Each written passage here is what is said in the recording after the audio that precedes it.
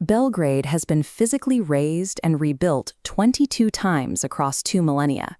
Traditionally, the city was leveled by artillery. Today, the destruction is digital.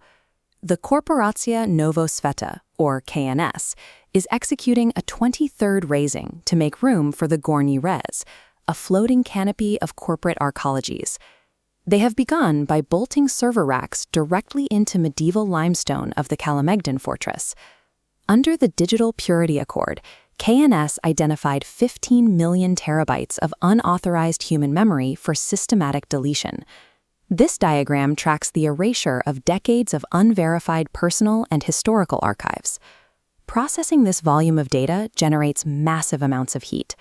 The industrial runoff from the cooling channels flows into the Danube, leaving a permanent trail of bioluminescent data pollution in the current. By enforcing these purges and replacing local history with curated corporate feeds, KNS ensures that the only version of Belgrade that exists is the one they've programmed. In the smog-choked slums of the Donji Blato, Mila works as an unlicensed memory courier. She moves quickly through the crowds, her presence marked only by the faint amber glow of a neural implant. She carries stolen recollections in a black market neural sleeve. To prevent the data from degrading, her body must maintain a constant internal temperature of 36.6 degrees, turning her own biology into a cooling unit for the constructs. During a routine drop at Scatterlia, the handoff fails.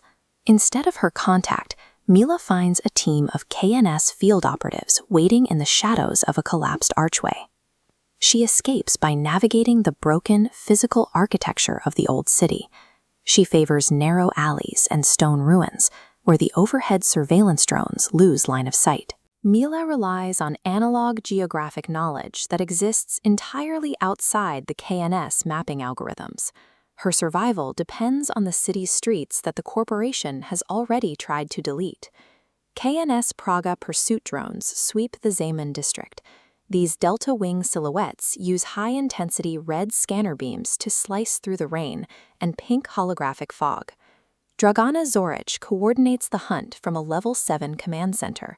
She monitors a wall of holographic displays, attempting to predict Mila's movements across the lower city. The Besmrtni militia fights back by grounding signal mesh and repurposing old satellite dishes.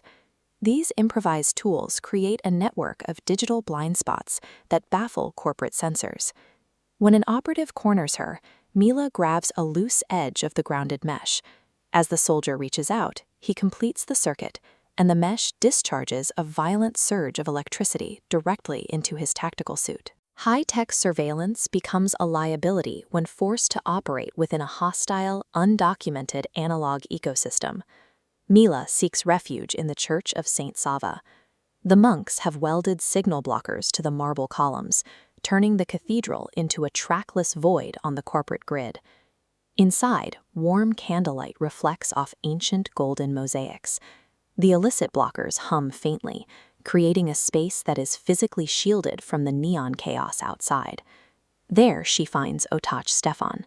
He has no cybernetic implants, making him a digital ghost. To the KNS scanners, his mind is an invisible island of analog thought. Stefan provides Mila with bread and tea before guiding her toward the crypt. He shows her a passage carved into the living rock that leads deep beneath the city. These unmapped, air-gapped chambers serve as a physical shield against the corporate surveillance grid. Beneath the ruins of the old subway tunnels lie the Katakombi. Here, the walls are lined with physical hard drives rather than wireless cloud connections.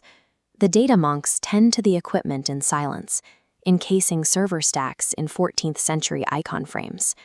St. George and the Dragon physically guard the hardware that holds the city's prohibited history. Security here is entirely vocal. The vault only opens when the correct sequence of words from an ancient prayer is spoken in Old Church Slavonic.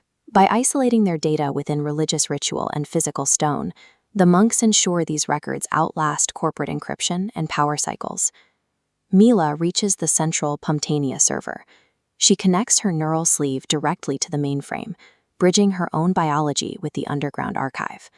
The server contains a 3,000-year archive of Belgrade's history, every siege, every reconstruction, and every poem that KNS attempted to delete. This preservation effort is driven by inat, a Serbian word for defiant, magnificent spite. It is the stubborn refusal to yield, even when the odds are impossible. Mila chooses to experience the memories herself. As the data transfers, she absorbs the faces and stories of the generations that lived in these streets before the corporation arrived. KNS spent billions to automate the city's collective amnesia, but for Mila, the act of remembering is a choice that corporate programming cannot override.